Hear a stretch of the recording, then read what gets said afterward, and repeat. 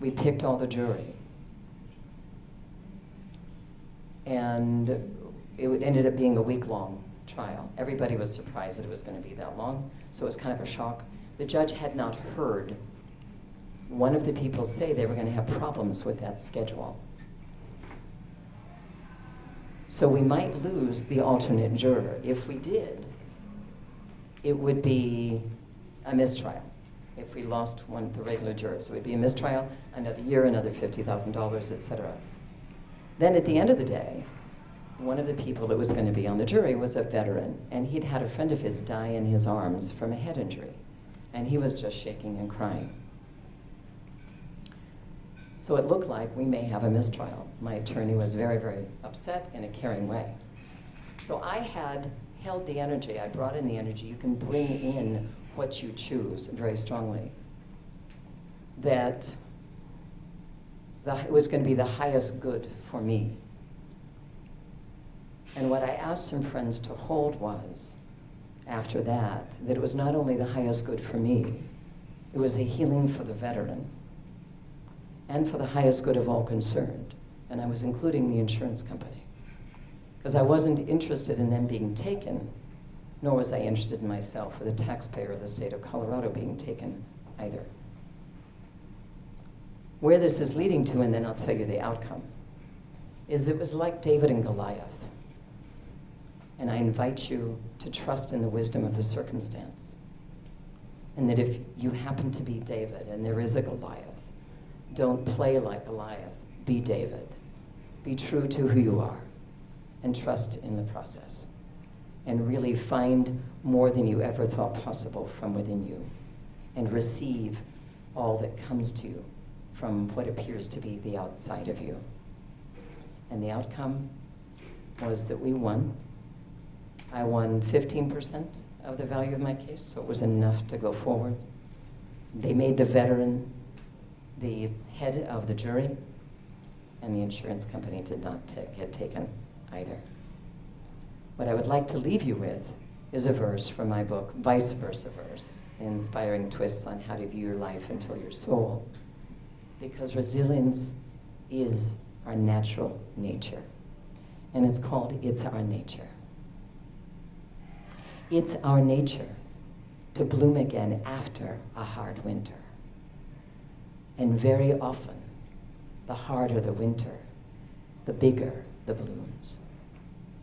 Do not be afraid to go into the depths of your challenges with love, confidence, and trust, and come out even bigger at the end. Thank you. If you have any questions, then you can ask.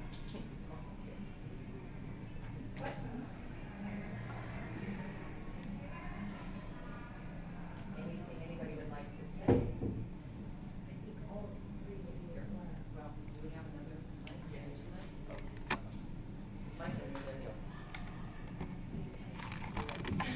I think three of you are exceptional, amazing, and so truthful. So thank you so much for sharing. I personally resonate with some of your stories, all of your stories in different moments. And by reflecting it back to us is confirming, yes, we can do it. So thank you. Who else? Question? Another thought over here?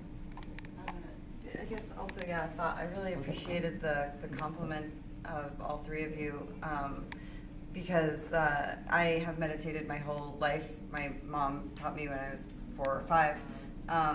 And I'm also not religious whatsoever. Science is very much my religion. And I just appreciate the melding of the two, because a lot of people don't necessarily have an appreciation for meditation as a very real and scientifically proven method of controlling your emotions and yourself. And I can actually control my heart rate through meditation and have had that tested, because I didn't believe it until I had a doctor, measure it and tell me, yeah, that's happening. And I was just wondering if any of you have sort of more to say on that side of things, if you've like tested yourself, or like had, you know, sort of had it just a little bit more broad than anecdotal? Okay. I'm actually, there's some things that go on when I speak in a certain way. And my goal is to test that. I have not yet, but I've had lots of feedback.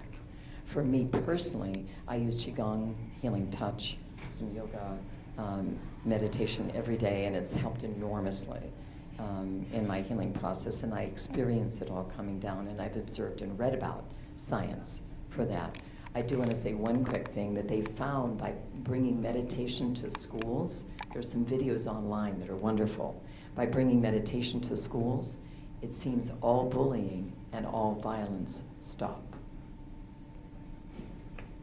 Yeah, I've seen evidence of what happens as a result of breathing properly. I've got, for a start, the fact that I'm talking here quite calmly, and a couple of years ago, if I was doing this, none of you would understand me because I'd have been speaking so fast that you wouldn't have understood me.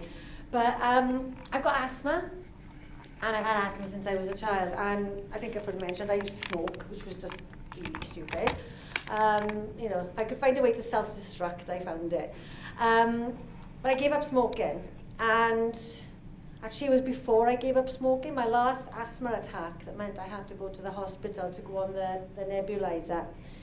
And it was after, so it was before I stopped drinking and smoking, but it was after I started my course. It was probably about 6 months into my training when I was doing a lot of breathing practices. And I was on the nebulizer, and I had this thing on my finger that was monitoring my oxygen rate. And the doctor told me that even though I was hyperventilating, I was having an asthma attack, my oxygen level was actually at a normal. So, I mean, I said, you know, that I sort of said about learning to breathe, and I said, do you think, so is it probably then that because I'm breathing so much better all the time, whereas I breathe at I take in more oxygen in one breath than probably I would 2 years previously in 10 breaths. So my oxygen level is at such a higher level than the average, because most people don't breathe properly. So my average is so much higher that when I can't breathe, I still have more oxygen in my body than the average person in the street. So that was incredible to me. That you know, what a difference just learning to breathe made to my health. No, just quickly just to complement what they were saying. And completely agree. I had exactly the same thing with my asthma, and in fact, actually, I had Tourette's, and just by and my asthma too, but just by practicing mindfulness meditation, being true to myself and alive, without sounding too hippie.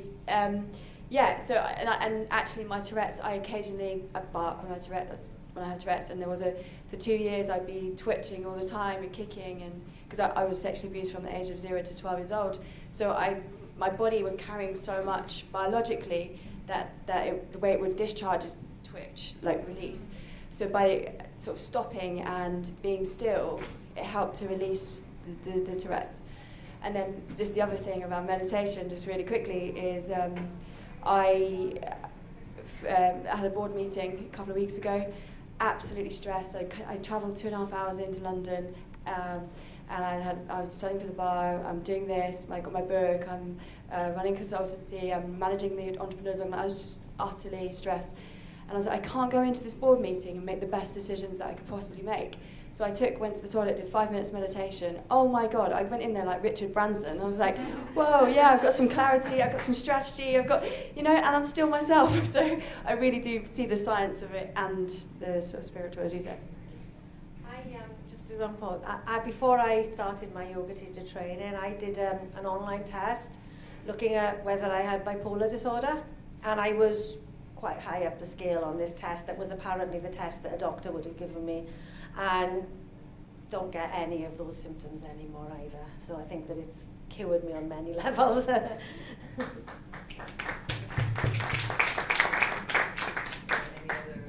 questions? Any other thoughts? I think we might be done.